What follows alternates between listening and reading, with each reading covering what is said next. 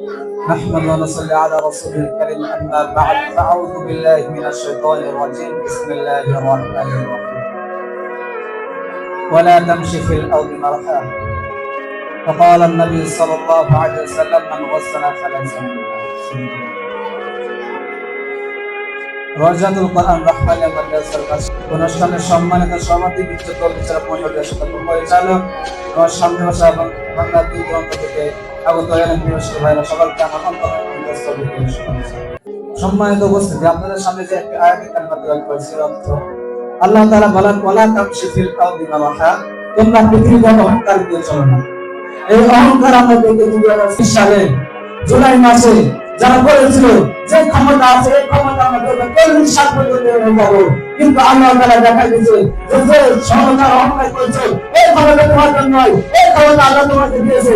আল্লাহ তাআলা কোরআন কারীমে আমাদের বলেন আবু আইসমান কাসা ওয়া জিল্লাল কাসা ক্ষমতা দেওয়ার মালিক আল্লাহ, সম্মান দেওয়ার মালিক আল্লাহ, এই সম্মান কেড়ে নেওয়ার মালিক আল্লাহ।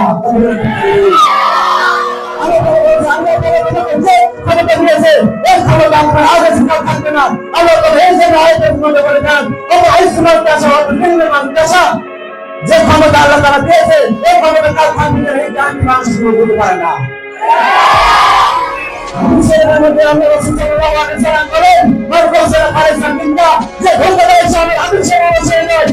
এই যে একটা নির্বাচনের মধ্যে করে দিতে চাই, তোমরা নির্বাচনের আগে অনেক মাসের বলছে তো আমি নির্বাচনে জিততে পারি তোমাদের এই করে দিল এই যে কথাগুলো বলো মানুষের আস্থা করে করে দাও। তোমাদেরকে বলে দিতে চাই যে এখন যে আশ্বাস দিচ্ছ এই আশ্বাস দেওয়ার পরে তোমরা নির্বাচনে জিতা করে মানুষের আশ্বাস ভঙ্গ করে দাও। এই জন্য আল্লাহ রাসূল বলেন মারকাসা ফারিসান বিল্লাহ যে ধোঁকা দিয়েছে আমার আগে সে মনে হচ্ছে নাই। আল্লাহ তাআলা কোরআন কারীমের মধ্যে বলেন মুনাফিকুল মুকাররাস সালামিয়ান দাও যারা মুনাফিক করবে তাদের জাহান্নামে সর্বস্থান পাঠিয়ে দিবে। তোমরা যখন মুনাফিক করতেছো এই যে মুনাফিক আল্লাহ তাআলা বলেন ইন্নাল মুনাফিকিনা ফি দারকি আসফালিন নার তোমাদের স্থান হবে সাগরের সর্বনিম্ন স্থানে। এই জন্য এখনকার মুসলমান ছেলে ঐক্যবদ্ধ হন আর আল্লাহ রাসূলের আম্বিয়া এরা এর সাথে কাঁধে কাঁধ মিলিয়ে ওরকম করে নেতাদের বিরুদ্ধে আমাদেরকে লড়তে হবে।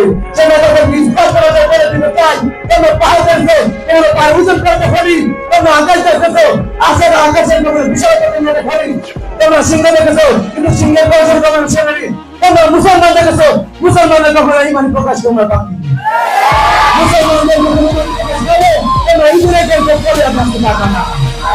আজকে কোন করে তোমরা ভারতে পারে যেতে বলছো কিন্তু মুসলমানদের যখন ইমান প্রকাশ পাবে তোমরা তখন ইসরায়েলকে তোমরা পিঠে ফেলে বাঁচতে পারবে না। এই যে মুসলমানদের সবাইকে করতে চাই, সবাইকে একটা বিশ্বাস দিতে চাই, সকালে হকানি ওলামায়ে সাথে কাঁধে কাঁধ মিলিয়ে সকালে আল্লাহ তাআলা এবং রাসূলের আহকামকে দ্বীনের পথে ইসলামের রাষ্ট্র কায়েম করার জন্য সকলকে আহ্বান করেছি।